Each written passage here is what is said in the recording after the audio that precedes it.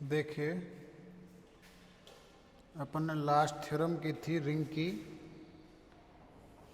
वो कौन सी की थी? फाइनाइट इंटीग्रल डोमेन वाली। हम लोग कर रहे थे, रिंग पढ़ रहे थे, रिंग। और रिंग में हम लोगों ने करेक्टरिस्टिक ऑफ क्या कर लिया था? करेक्टरिस्टिक ऑफ किया था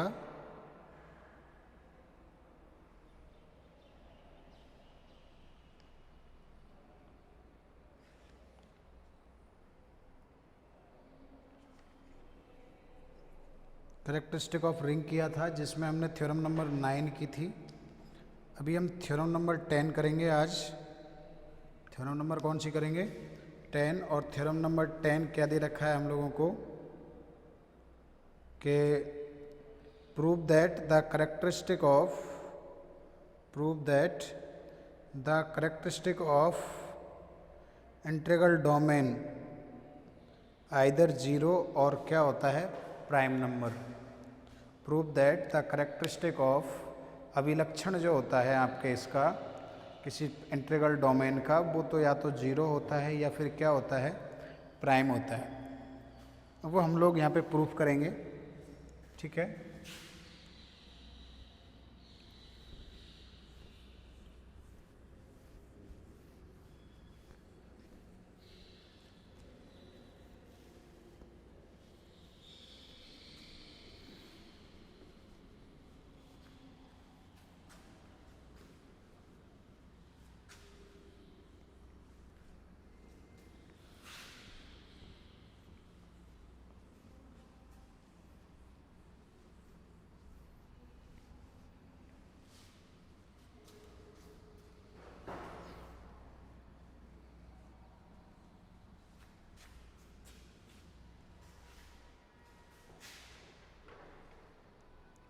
देखो, prove that the characteristic of N integral domain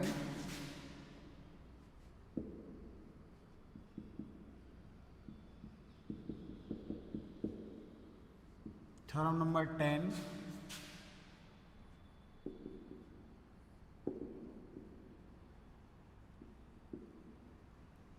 prove that the characteristic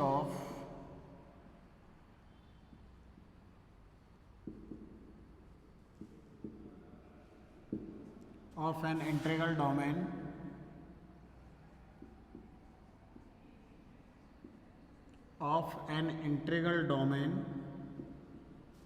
either prime और जीरो, या तो प्राइम होती है या फिर क्या होती है? जीरो। सिद्ध कीजिए पूर्णांकीय प्रांत का जो अभिलक्षण होता है या तो शून्य होता है या फिर अभाज्य संख्या होती है। सिद्ध कीजिए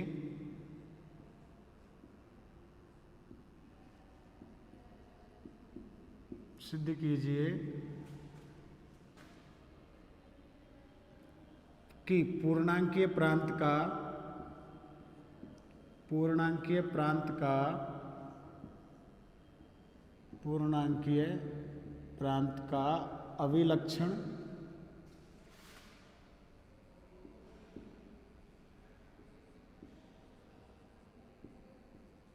अभिलक्षण या तो शून्य या फिर अभाज्य संख्या होती है। अभाज्य, अखंडनीय, नो फैक्टर, अभाज्य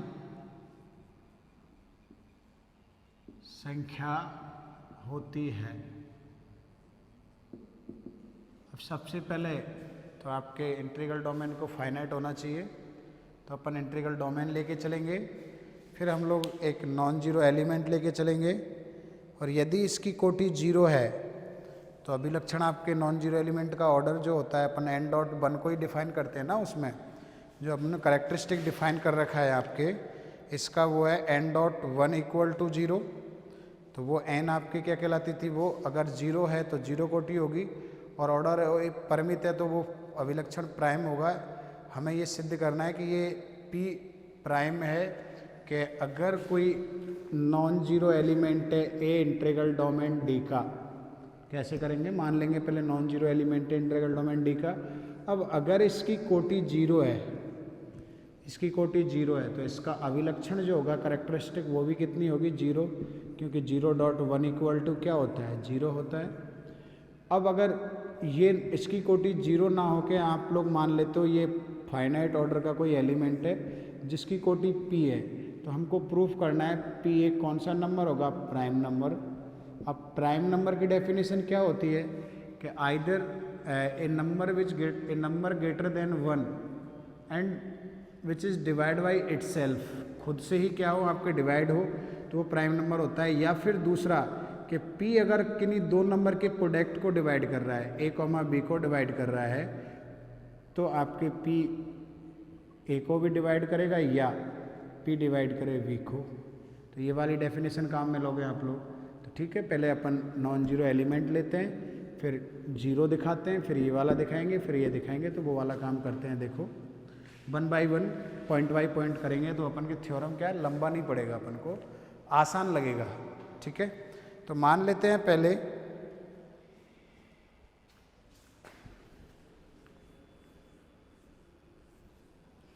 मान लिया सपोज दैट प्रूफ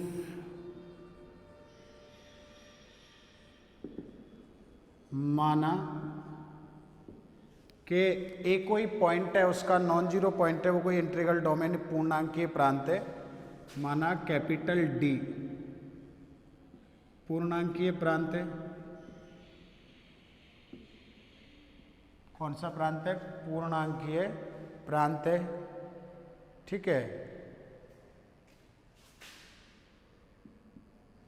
पूर्णांकीय प्रांत है तथा साथ के साथ ही let capital D is an integral domain, साथ के साथ कोई नॉन जीरो एलिमेंट बिलोंग कर रहा है किसमें, डी में। कोई नॉन जीरो एलिमेंट ले लिया हम लोगों ने जो कि बिलोंग कर रहा है किसमें, डी में, डी पूर्णांकीय प्रांत ले लिया। अब यदि if order of A, non zero element का जो ऑर्डर है आपके अगर जीरो है, नॉन जीरो एलिमेंट जो है ये वाला, इसका ऑर्डर जीरो है, तो इसका जो अभिलक्षण होगा आपके वो भी क्या हो जाएगा, जीरो हो जाएगा। इफ यदि order of A equal to क्या हो, zero, order of A equal to क्या हो, जीरो,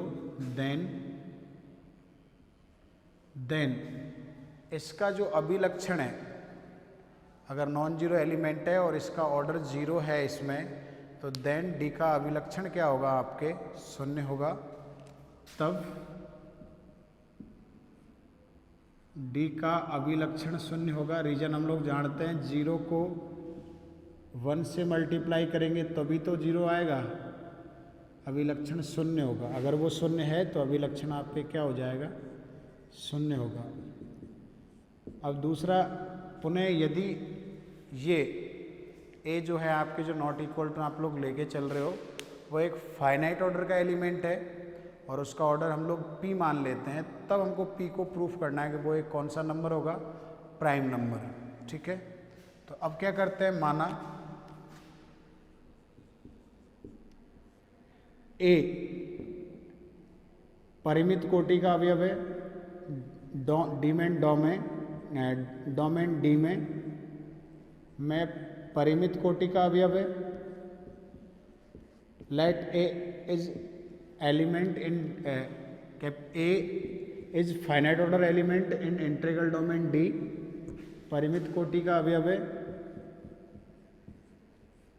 कोटि का अवयव है तथा इसका ऑर्डर कितना मान के चल रहे हैं, तथा order of A equal to हम लोग क्या मान के चल रहे हैं, पी, ऑर्डर पी मान के चल रहे हैं। तब हमें सिद्ध करना है, क्या सिद्ध करना है, तब हमें सिद्ध करना है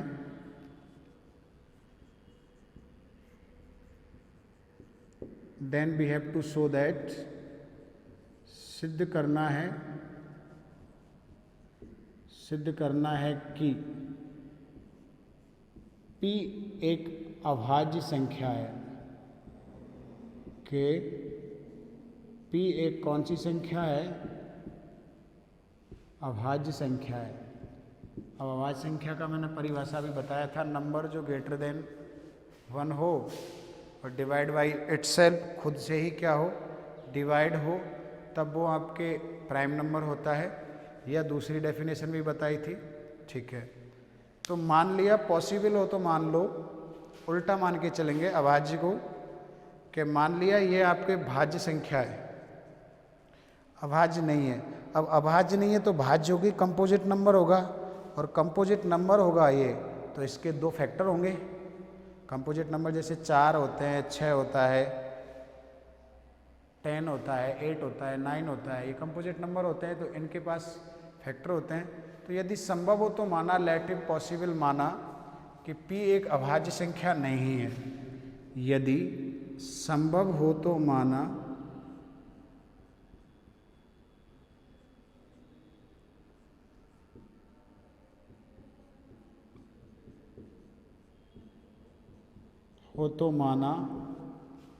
p अभाज्य संख्या नहीं है।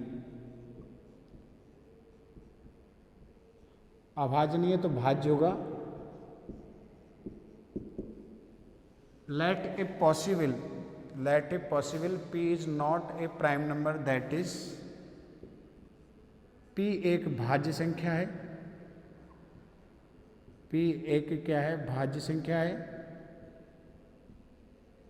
अगर ये एक भाज्य संख्या है तो फिर इसके कोई क्या होंगे, दो गुणनखंड। जस्ट लाइक पहले का नाम p1 दे रहे हैं और दूसरे का नाम क्या दे रहे हैं, p2, या a या b दे दो तो a b तो अपन एलिमेंट्स को देते हैं, तो जस्ट इसके पास दो फैक्टर्स होंगे। तब माना भाज्य से अभाज्य नहीं है तो माना p इक्वल टू p1 और p2, वेयर जहाँ कोई भी फैक्टर है ना वो नॉट इक्वल टू 1 होना चाहिए। नहीं, वो फैक्टर नहीं होगा, फिर वो तो खुद ही के साथ हो जाएगा। p1 भी नॉट इक्वल टू 1 और p2 भी आपके क्या होना चाहिए, नॉट इक्वल टू क्या होना चाहिए, 1 होना चाहिए। p1 भी नॉट इक्वल टू 1 हो गया, तथा p1 और p2 जो है आपके, तथा p1 और p2 1 से बड़ा बराबर है, p1 और p से छोटा है वह, p2 भी 1 से बड़ा बराबर है और किससे छोटा है, p से छोटा है, तभी तो फैक्टर होंगे, 1 से बड़े और खुद से छोटे। ठीक है, अब सिंस d आपके पूर्णांकीय प्रांत है, इसलिए शून्य के भाजकों से क्या होगा, रहित होगा। शून्य के भाजकों से क्या होगा, सिंस चूंकि d is an integral domain, so it's have no zero divisors, या इट इज, इसके पास क्या होगा, it is without zero divisor, it have without zero divisors. Since d एक पूर्णांकीय प्रांत है, एक पूर्णांकीय प्रांत है, g is an integral domain, so it's has no zero divisors, अतः यह शून्य के भाजकों से, शून्य के भाजकों से क्या होगा, रहित। It has no zero divisors या जीरो डिवाइजर्स, रहित होगा। अब अगर ये रहित होगा, इसका मतलब नॉन जीरो एलिमेंट्स का मल्टीप्लिकेशन क्या होगा, नॉन जीरो एलिमेंट्स का मल्टीप्लिकेशन क्या होगा, not equal to zero. This implies that कि यदि a not equal to zero है, देन आपके a dot a not equal to zero, या ऐसे लिख दो a स्क्वायर a आपके क्या होगा, नॉट इक्वल टू क्या होगा, जीरो। अगर आपके खुद नॉट इक्वल टू जीरो है तो ये स्क्वायर होगा। अब पूर्णांकीय प्रांत में कोई भी दो अवयवों की कोटि क्या नहीं होती, अब पूर्णांकीय प्रांत में कोई भी दो अशून्य अवयवों की कोटि समान है, अशून्य अवयवों की कोटि क्या है, समान है।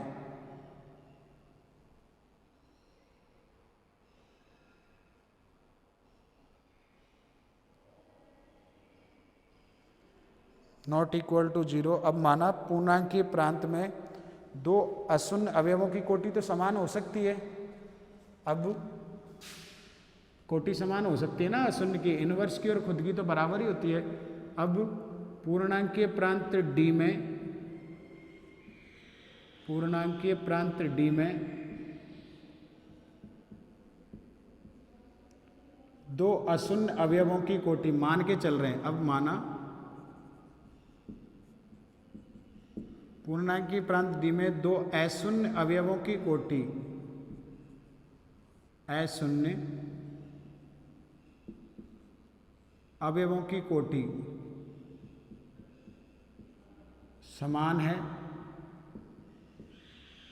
तो एक तो एक ही कोटि तो अपन ने P मान रखी है, एक ही कोटि तो हमने क्या मान रखी है P।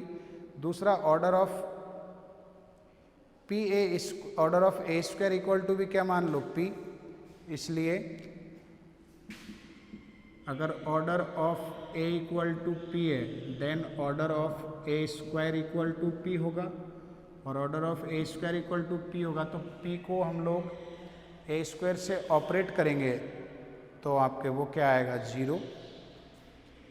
P को ए स्क्वायर से ऑपरेट करेंगे तो वो क्या आएगा आपके, क्या आ जाएगा 0।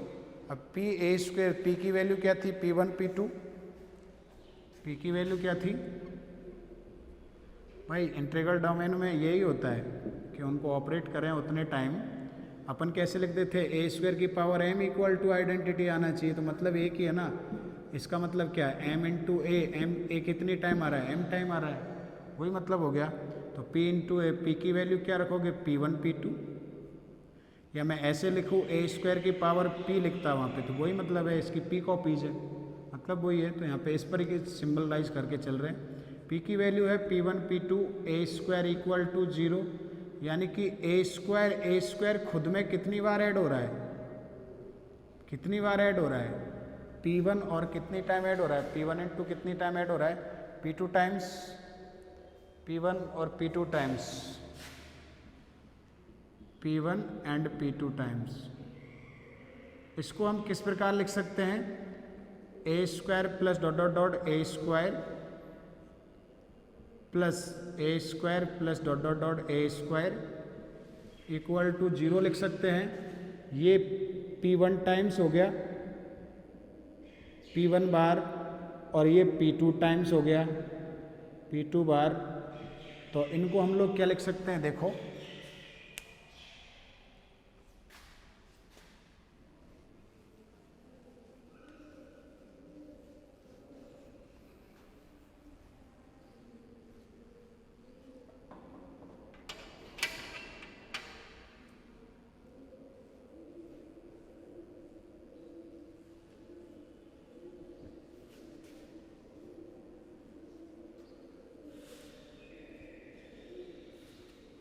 तो इसको हम लोग क्या लिख सकते हैं, P1 इंटू ए और P2 into A,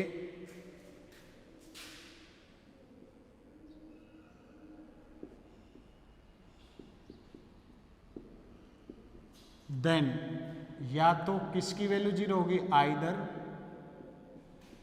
P1 into A equal to 0 या P2 into A equal to 0, या तो P1 इक्वल टू 0 होगा या P2 इक्वल टू आपके क्या होगा 0 होगा। ठीक है, तो अब क्योंकि D शून्य के भाजकों से क्या है रहित है, परंतु P1 A not equal to 0 है और P2 ए भी नॉट इक्वल टू क्या है 0 है, या तो विच इज कॉन्ट्राडिक्शन, क्योंकि D आपके शून्य के भाजकों से क्या है रहित है। P तो नॉट इक्वल टू 0 है और P2 भी नॉट इक्वल टू 0 है। दिस सिंपल, अब since P1 not equal to 0 है और P2 भी नॉट इक्वल टू 0 है, भाई P1 भी हमारा क्या है PA1 नॉट इक्वल टू 0 है, क्योंकि ऐसे लिख दो आप लोग, ऐसे नहीं लिखो तो ऐसे लिख दो, PA1 नॉट इक्वल टू 0 है क्योंकि P1 किससे छोटा है, P1 जो हम लोगों ने किससे छोटा ले रखा है, लेस देन P ले रखा है। इसी प्रकार मैं बता रहा हूँ, इसका रीजन भी लिखूंगा क्यों है। And P2 A B not equal to 0 है, क्यों, क्योंकि P2 P से छोटा ले रखा है। रीजन लिख देना, सिंस D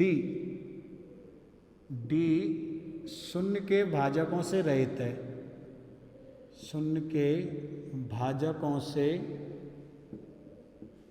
से रहित है, इसलिए इनके नंबर्स का मल्टीप्लिकेशन क्या आएगा, नॉट इक्वल टू 0। तो P A not equal to 0 और P A not equal to 0, क्योंकि साथ ही पी एक न्यूनतम पूर्णांक इस प्रकार है, दिस इम्प्लाइज दैट, अगर ये साथ ही पी एक न्यूनतम पूर्णांक इस प्रकार है कि पी ए की वैल्यू आपके क्या हो जाएगी, 0। अगर P1 नॉट इक्वल टू 0 है और P2 नॉट इक्वल टू 0 है तो पी ए आपके क्या हो जाएगा, नॉट इक्वल टू 0। साथ ही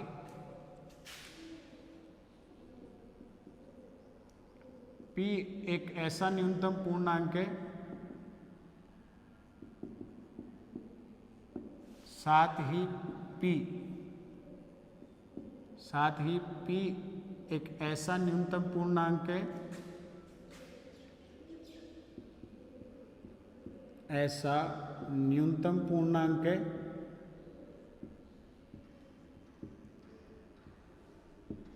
कि पी ए इक्वल टू क्या हो जाए, 0। वो तो 0 नहीं है, तो P एक ऐसा न्यूनतम पूर्णांक है कि पी ए इक्वल टू आपके क्या हो जाए, 0 हो जाए, और जो कि विरोधाभास है, क्योंकि पी ए इक्वल टू 0 हो जाएगा तो ए तो नॉट इक्वल टू 0 है, विच इज कॉन्ट्राडिक्शन, जो कि विरोधाभास है।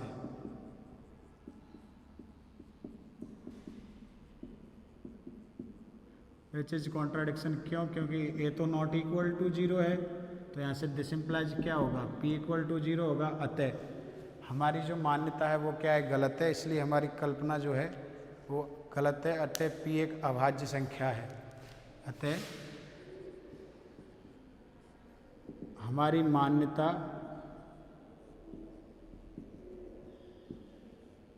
गलत है, our assumption is wrong, so our assumption is wrong, मान्यता गलत है। फलते हम लोग कह सकते हैं, रिजल्टेंटली या कॉन्सिक्वेंटली कह सकते हैं, P एक अभाज्य संख्या है, P एक कौन सी संख्या है, अभाज्य संख्या है। ऑर्डर सेम लिया तो ये तो हो नहीं सकता, P1 भी नॉट इक्वल टू 0 और P2 भी आपके क्या है, नॉट इक्वल टू 0, तो आपके एलिमेंट, परंतु P1 भी नॉट इक्वल टू 0, P2 भी नॉट इक्वल टू 0 है, क्योंकि P2 सारे छोटे हैं, ऐसा धनात्मक पूर्णांक है कि P a इक्वल टू 0 है, तो आपका ये कॉन्ट्राडिक्शन हो जाएगा, ठीक है। तो ये थ्योरम नंबर थी आपके 9। अब आगे ये कह रहा है, इसके एग्जाम्पल्स दे रखे हैं, इसने कुछ प्रूफ करवा रहा है, क्या ये पूर्णांकीय प्रांत है, टेबल फॉर्म से प्रूफ करवा रहा है। सिद्ध कीजिए, मॉडलो +5 और डॉट +5 की वैल्यू दे रखी है आपको, और सिद्ध करना है आपको कि ये पूर्णांकीय प्रांत है, सिद्ध करना है। ये आपके कौन सा प्रांत है, पूर्णांकीय प्रांत है।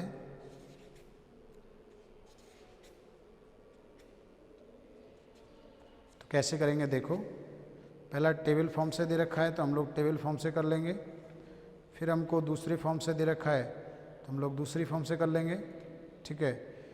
पहला एग्जाम्पल ये है,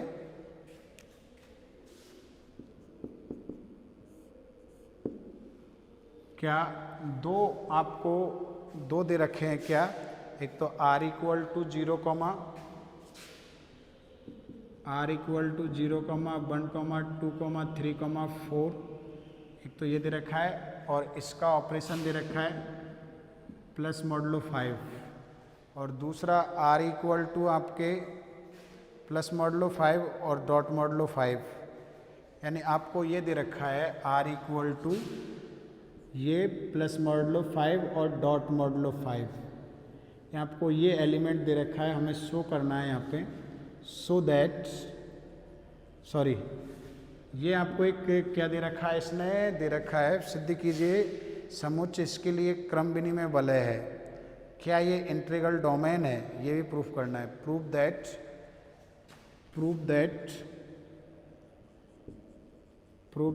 r +5 dot 5 is commutative ring, क्रम विनिमय वलय, कॉम्यूटेटिव रिंग क्रम विनिमय वलय प्रूफ करना है। तो क्रम विनिमय वलय प्रूफ करने के लिए क्या क्या होना जरूरी है? सबसे पहले तो रिंग होना जरूरी है। रिंग होने के लिए क्या क्या होना जरूरी है? टेबल फॉर्म से वो वाला होना जरूरी है। तो पहले एक प्लस के लिए आप लोग टेबल बनाओगे सॉल्यूशन में। आर इक्वल टू तो हम लोगों को दे रखा है 0 1 2 3 4 और ये है +5 का मतलब है modulo addition modulo +5 addition modulo 5 और क्रॉस 5 का मतलब है addition modulo 5 sorry multiplication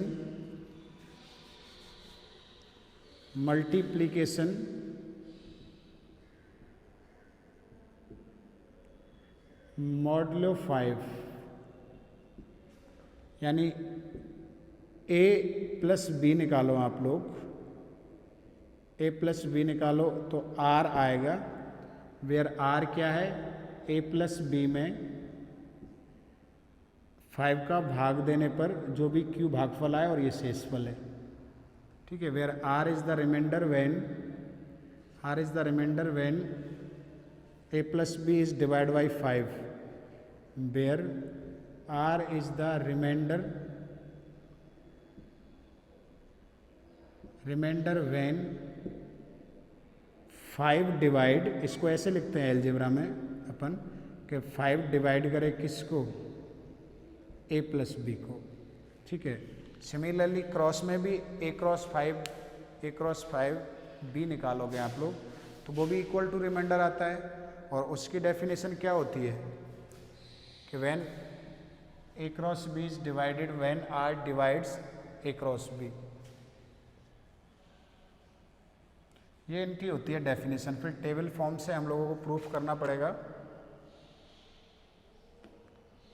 plus हमेशा डॉट पे डिस्ट्रीब्यूट तो होता ही है, तो डॉट हमेशा प्लस पे डिस्ट्रीब्यूट होता है। तो डिस्ट्रीब्यूशन लॉ तो हमको दिखाना पड़ेगा कि r प्लस जो है क्रम विनिमय ग्रुप है। दूसरा डॉट 5 आपके एसोसिएटिव है, ये दिखाना है 6 प्रॉपर्टी। डिस्ट्रीब्यूशन डॉट 5 हमेशा +5 पे डिस्ट्रीब्यूट होता है 8। एक आपको 8 प्रॉपर्टी होगी। आपको कॉम्यूटेटिव रिंग दिखाना है तो जो ये डॉट प्रोडक्ट है हम लोग दिखाएंगे कि a dot B 5 equal to v dot 5a है, इतना और दिखाना होगा। ठीक है, तो वो कैसे दिखाएंगे? टेबल फॉर्म से कर रहे हैं तो टेबल अगर सिमेट्रिक होती है मेन डायगोनल के अनुसार, हम लोग ग्रुप में पढ़ चुके हैं, तो वो क्रम विनिमय होती है।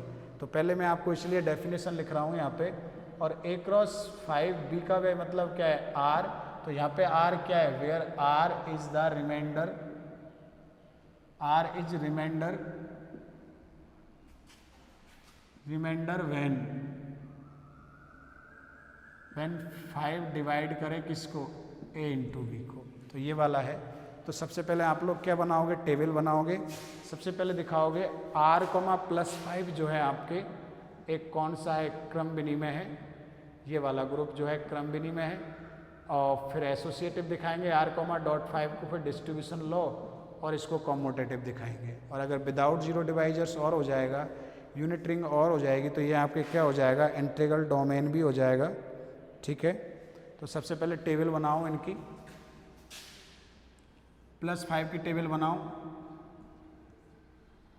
+5 0 1 2 3 4 0 1 2 3 4, ये 4 एलिमेंट दे रखे हैं ना उसने। 0 1 2 3 4 ये ना।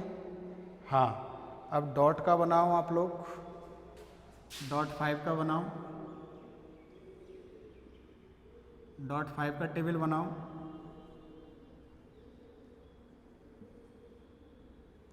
जीरो 1 2 1 2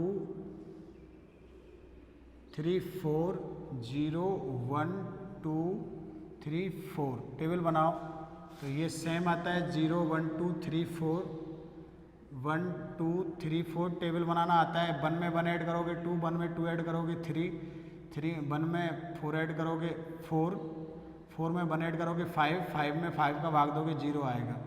2 में 1 ऐड करोगे 3, 2 में 2 ऐड करोगे 4, छोटा है तो 4 आएगा। 2 में 3 ऐड करोगे 0, 2 में 4 ऐड करोगे 6 में 5 का भाग दोगे तो रिमाइंडर कितना आएगा 1। 3 में 1 ऐड करोगे 4, 3 में 2 ऐड करोगे 5, रिमाइंडर 0, 3 में 3 ऐड करोगे 6, आपके रिमाइंडर आएगा 1, और 3 में ये 2। सिमिलरली ये आएगा आपके 4, 0, 1, 2 और 3। ये फर्स्ट वाली टेबल हो गई आपके। सेकंड वाली टेबल देखो, 0, 1, 2, 3, 4, 0 से मल्टीप्लाई करोगे तो एज इट इज आएगा। अब 1 को 1 से मल्टीप्लाई करोगे 1, 1 को 2 से करोगे 2, 1 को 3 से करोगे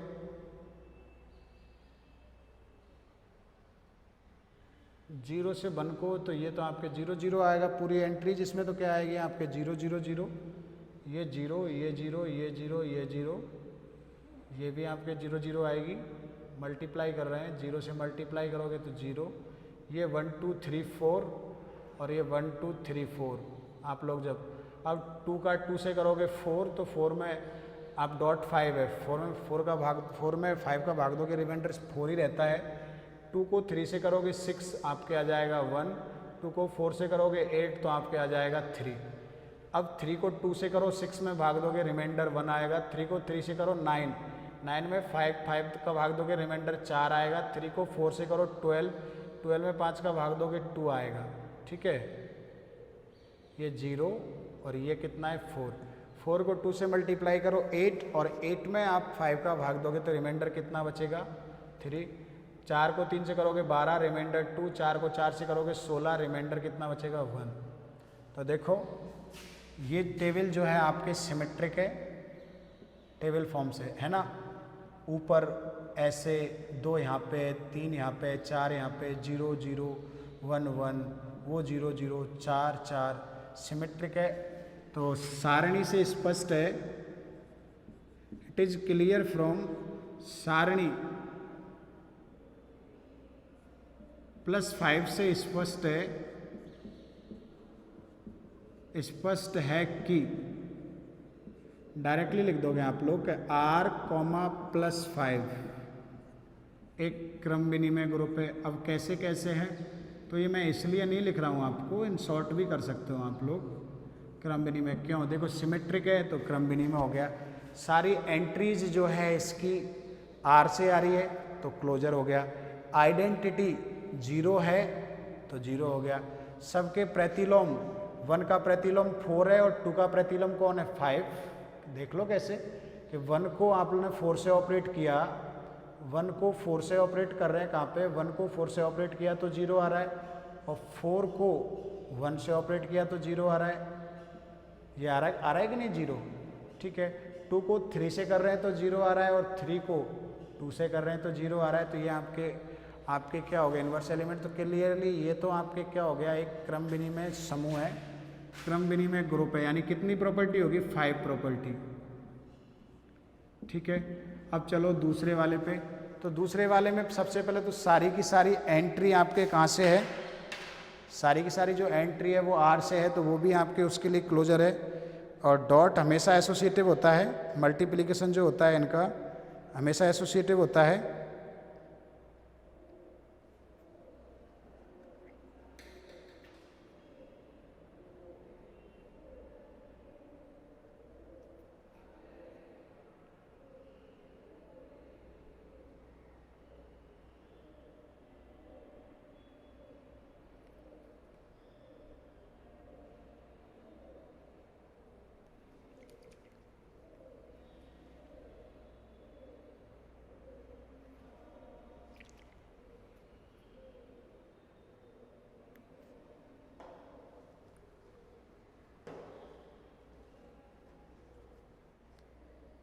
पहले इनवर्स के बारे में लिख लेते हैं। इसका आइडेंटिटी है, सारी एंट्री उसी की है, और इनवर्स एलिमेंट भी है।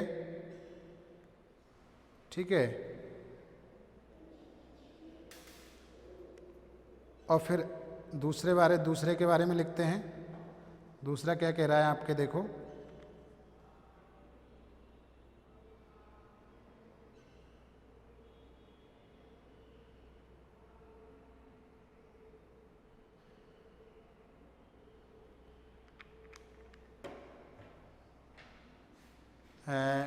एक क्रम विनिमय ग्रुप है जिसमें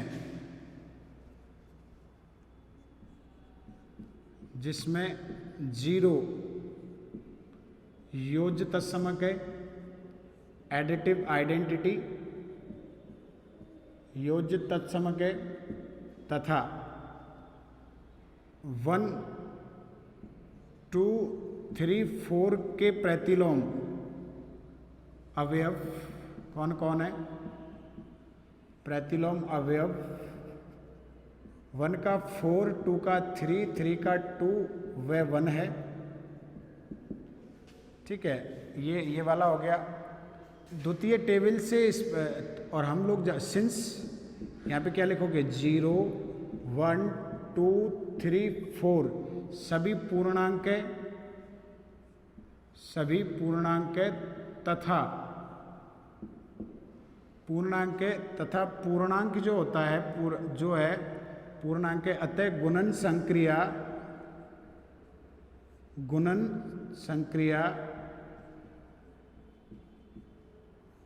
पूर्णांकों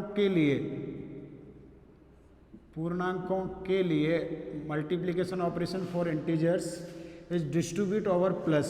गुणन संक्रिया पूर्णांकों के लिए योग संक्रिया पर क्या होगी? योग संक्रिया पर क्या होती है? वंटन होती है। वंटन गुणधर्म का योग संक्रिया पर वंटन गुणधर्म का क्या करती है? पालन करती है। पर वंटन गुणधर्म का पालन करती है।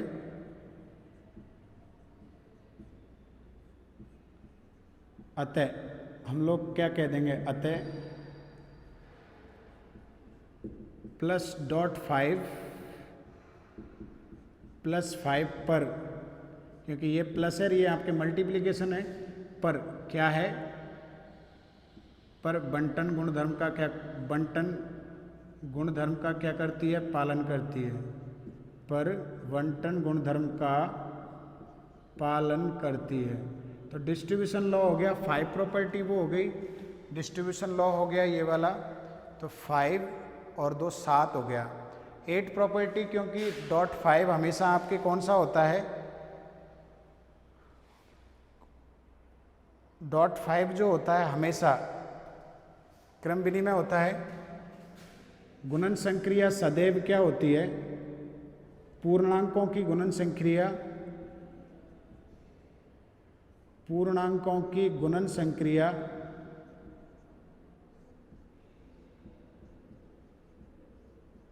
गुणन संक्रिया सदैव साचर्य होती है।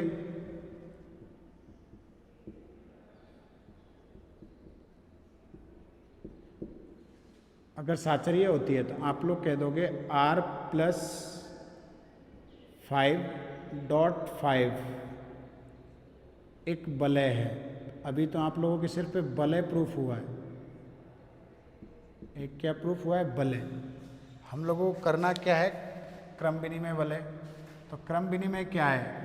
तो देखो, जो द्वितीय टेबल है आपके मेन डायगोनल के अबाउट सिमेट्रिक है कि नहीं? क्रम विनिमय जब टेबल फॉर्म से देखते हैं तो द्वितीय जो दूसरी वाली टेबल होती है वो मेन डायगोनल के अबाउट सिमेट्रिक हो, मेन डायगोनल के अबाउट सिमेट्रिक हो तो उसको हम लोग क्या कहते हैं? क्रम विनिमय। सिमेट्रिक है कैसे? देखो, लाइन खींच के देखो, मेन डायगोनल के अबाउट 2, 2, 1, 1, 3, 3, 3, 3, 2, 2, 0, 0 जैसा ऊपर है वैसा ही नीचे। पूरी लाइन देख लो आप लोग।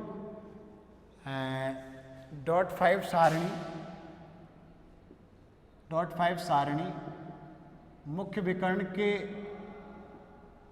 मुख्य विकर्ण के सापेक्ष सममित है।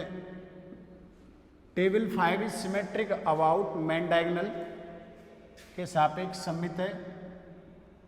अतः हम क्या कहेंगे? सममित है। अतः हम कह सकते हैं कि .5 क्रम विनिमय है। अगर ये क्रम विनिमय है, फलतः हम लोग कह सकते हैं आगे, फलतः हम लोग कह सकते हैं कि R+5 और .5 वलय हो गया। पहले यहाँ पे क्रम विनिमय हो गया, क्रम विनिमय है, फलतः हम लोग कह सकते हैं ये क्रम विनिमय वलय है। क्रम विनिमय वलय है। अब सिंस गुणात्मक प्रतिलोम देखो 1 गुणन तत्समक 1 गुणन तत्समक 1 किस में बिलोंग कर रहा है? आर में। अतः हम लोग ये भी कह सकते हैं अतः आर तत्समकी है, तत्समकी वलय है। अब अगर तत्समकी वलय होने के साथ साथ आप लोग ये भी दिखा दो कि it is without zero divisors, के इसके पास कोई भी क्या नहीं है, जीरो डिवाइजर्स नहीं है इसके पास, तो अपना काम हो जाएगा। तो जीरो डिवाइजर्स कैसे कि for all A comma V belongs to R किन्हीं दो का मल्टीप्लीकेशन जीरो कब हो रहा है? देखो जीरो कब हो रहा है? जब एक जीरो हो, बाकी और कहीं नॉन जीरो में तो जीरो आ नहीं रहा ना, जीरो टेबल से देखें तो for all A comma V belongs to R, यदि A dot 5 equal to zero है, द्वितीय सारणी से स्पष्ट है, जिसको +5.5 सारणी करें, सारणी से स्पष्ट है कि for all A comma B belongs to R, यदि A dot 5 B dot equal to zero है, देन या तो ए इक्वल टू जीरो है या फिर बी इक्वल टू जीरो है। और अगर ऐसा होता है या तो ए इक्वल टू जीरो या B equal to zero, either A zero और B zero, then we can say that, या we can say easily R dot have no zero divisors, R dot +5.5 has no zero divisors. अतः हम लोग कह सकते हैं क्या? अतः आर +5.5 शून्य के भाजकों से रहित है। भाजकों से क्या है? रहित है, विदाउट जीरो डिवाइजर्स। अब फलतः देखो आपके क्रम विनिमय भी हो गया, आइडेंटिटी भी हो गया, यहाँ पे गुणन तत्समक और विदाउट जीरो डिवाइजर्स हो गया। फलतः हम लोग क्या कह सकते हैं? फलतः हम लोग कह सकते हैं R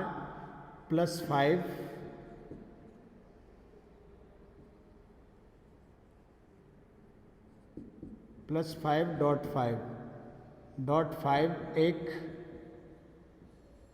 पूर्णांकीय प्रांत है, क्योंकि पूर्णांकीय प्रांत के लिए क्या जरूरी होता है? पूर्णांकीय प्रांत के लिए जरूरी होता है कि गुणन तत्समक हो, क्रम विनिमय हो, और गुणन तत्समक हो, क्रम विनिमय हो और विदाउट जीरो डिवाइजर्स हो, शून्य के भाजकों से क्या हो? रहित। तो ये शून्य के भाजकों से रहित आ गई, इसलिए हम इसको क्या कह सकते हैं? पूर्णांकीय प्रांत, इंटीग्रल डोमेन कह सकते हैं। ठीक है। नेक्स्ट इसने दे रखा है कि सेट ऑफ ऑर्डर्ड पेयर है of real numbers, prove that commutative ring with unity without zero divisors. ये आपको प्रूफ करना है।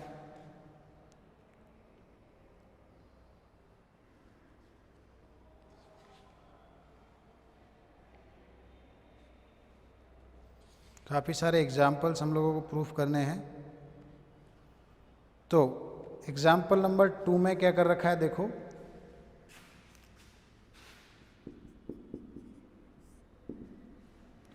एग्जाम्पल नंबर 2 में हम लोगों को क्या कर रखा है? ए कॉमा वी वास्तविक संख्याओं, ए कॉमा बी जो है आपको वास्तविक संख्याओं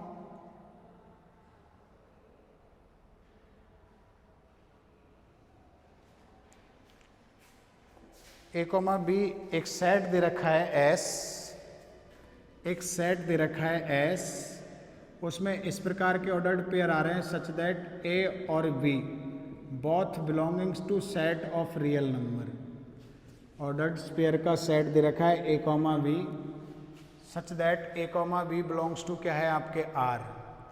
एंड वास्तविक संख्या के ऑर्डर्ड पेयर का समुच्चय, देन प्रूफ दैट, आपको प्रूफ करना है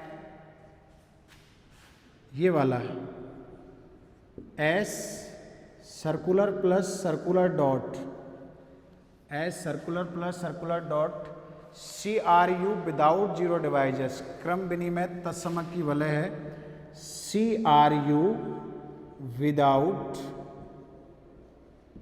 जीरो डिवाइजर्स।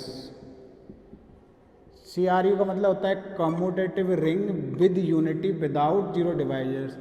हिंदी में पढ़े हम लोग तो क्रम विनिमय तत्समक की वलय शून्य के भाजकों से रहित विदाउट जीरो डिवाइजर्स, शून्य के भाजकों से रहित क्रम विनिमय कॉम्यूटेटिव तत्समक की वलय है, यानी कि इंटीग्रल डोमेन है। ये हमको प्रूफ करना है। पूर्णांक की है, प्रांत है, इंटीग्रल डोमेन है, जहाँ वेयर आपके प्लस और इसको क्या डिफाइन कर रखा है वेयर सर्कुलर प्लस की डेफिनेशन क्या है कि दो ऑर्डर्ड पेयर को ऐड करें तो दो ऑर्डर्ड पेयर का सम आता है। वेयर कोई दो एलिमेंट लें अपन, circular plus dot A, B, circular plus dot C, D को सॉल्व करें तो ये आ रहा है आपके A प्लस C और दूसरा वाला आ रहा है आपके B plus D, and A, V circular dot को हम लोग करें तो C, D, तो ये आ रहा है आपके A इंटू C और दूसरा आ रहा है B into D, A into C और दूसरा आ रहा है V into D for all A, B and C, D belongs to S। और जहाँ पे वेयर, यहाँ पे वेयर लिखोगे आप लोग तो A, V, C, D all are कौन से नंबर हो जाएंगे आपके, रियल नंबर हो जाएंगे। तो ये प्रूफ करना है। तो ये प्रूफ करने का मतलब देखो तत्समक क्रम विनिमय बल है, इंटीग्रल डोमेन आपको प्रूफ करना है। तो आपको सबसे पहले आपको प्रूफ करना होगा कि S, सर्कुलर प्लस एक क्रम विनिमय ग्रुप है, आबेलियन ग्रुप है। फिर दूसरे वाले के लिए आपको एसोसिएटिविटी दिखानी होगी, फिर डिस्ट्रीब्यूशन लॉ दिखाना होगा आपको, ठीक है। और डिस्ट्रीब्यूशन लॉ दिखाने के बाद आप लोगों को दिखाना होगा कि वन इसमें गुणन तत्समक है, उसके रेस्पेक्ट में आपको क्रम विनिमय भी दिखाना होगा, क्रम विनिमय भी दिखाना होगा, ठीक है। तो ये आपके क्या क्या दिखाना है इसमें देखो, शून्य के भाजक सहित है, रहित नहीं दिखाना, विदाउट जीरो डिवाइजर्स नहीं है, मैंने विदाउट अच्छा विथ जीरो डिवाइजर्स है, विदाउट बोल रहा था मैं, विथ जीरो डिवाइजर्स करना है आपको, जीरो डिवाइजर्स के साथ करना है। और अगर जीरो डिवाइजर्स के साथ करना है तो इसका मतलब ये इंटीग्रल डोमेन नहीं होगा। तो देखो क्या क्या दे रखा है इसने,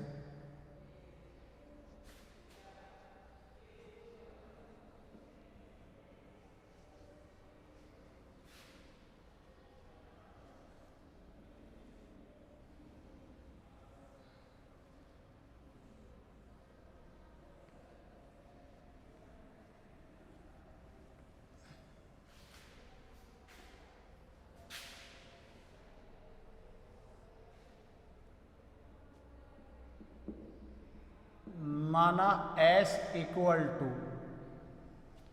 A, B ordered pair A, B such that A, B belongs to S, तथा संक्रिया ऑपरेशंस सर्कुलर प्लस डॉट निम्न प्रकार परिभाषित है, निम्न प्रकार परिभाषित है, डिफाइंड एज फॉलोइंग। क्या A circular plus ordered pair type में है तो A, B circular plus C, D equal to आपके क्या आ रहा है A plus B C plus D, नहीं A प्लस C फर्स्ट में ऐड और ये इसमें, दूसरा आपके है A dot B circular dot C dot C, तो आपके ये AC डॉट ये क्या बनेगा BD। तब हमें सिद्ध करना है, क्या सिद्ध करना है देखिए, तब हमें सिद्ध करना है CRU विथ जीरो डिवाइजर्स, तब हमें सिद्ध करना है then we have to show that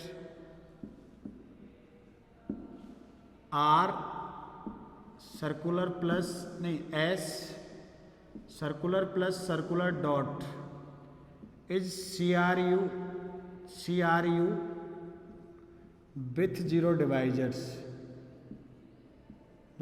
divisor, यानी कि हिंदी में बोलें तो क्रम विनिमय तत्समक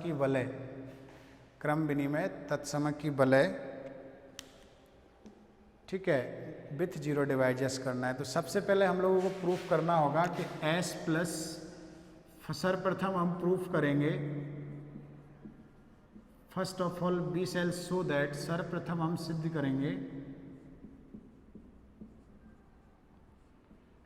करेंगे कि S plus dot S comma circular plus एक अबेलियन ग्रुप है,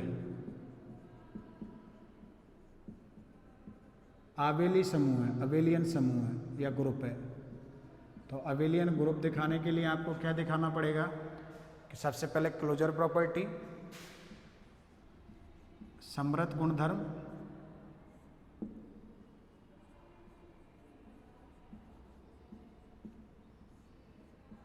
closure property,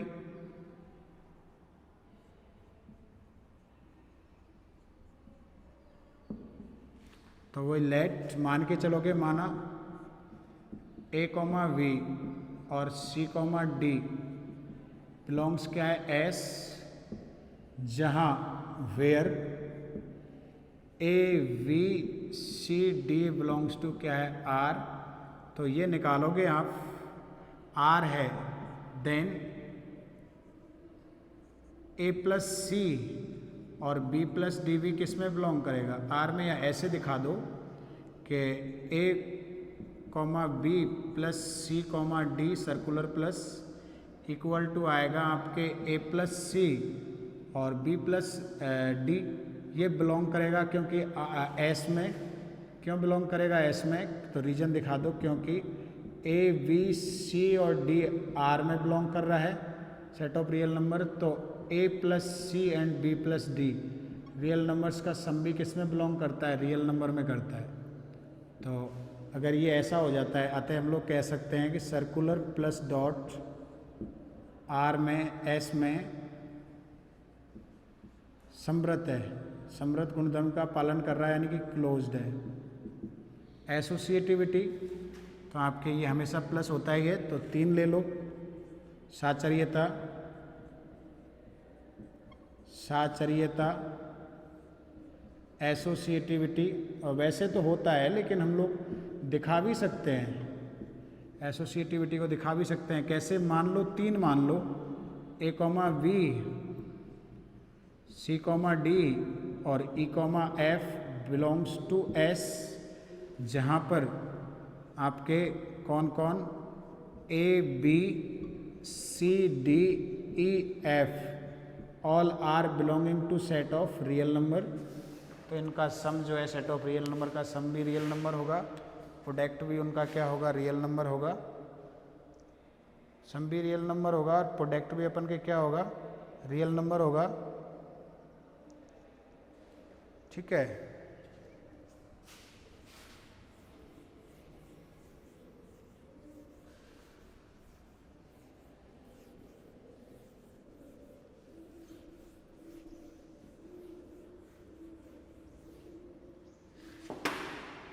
So this implies that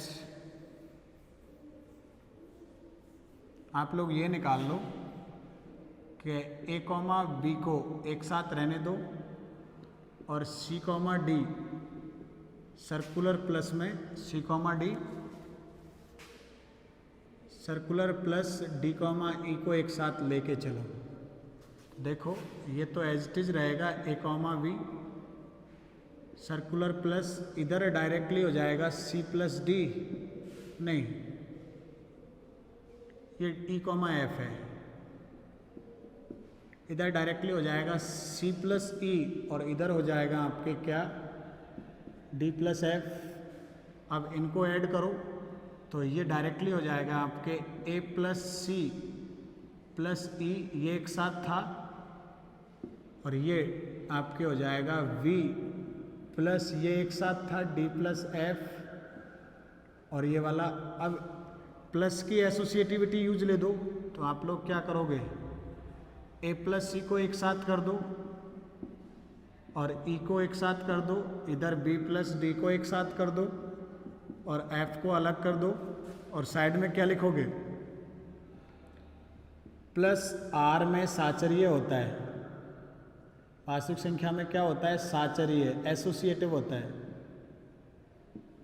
ठीक है, ये एसोसिएटिव है, तो आपके क्या बन जाएगा, ये वापस अलग अलग दो में डिवाइड कर दो, ए comma B circular plus C comma D, ये एक साथ हो जाएगा, और दूसरा वाला आपके क्या हो जाएगा, ये तो एक साथ हो गया, या ऐसे कर दो, एक साथ ना करो तो ए को प्लस सी, ए प्लस सी को एक साथ ले दो और बी प्लस डी को एक साथ ले दो, और सर्कुलर प्लस ई कॉमा एफ को अलग कर दो। अब ये आपके एक साथ आ जाएगा A comma V circular plus C comma D, और बाहर सर्कुलर प्लस ई कॉमा क्या हो जाएगा, एफ। फलतः हम लोग कह सकते हैं साचर्य नियम का पालन कर रहा है फलतः, अतः सर्कुलर प्लस एस में साचर्य है,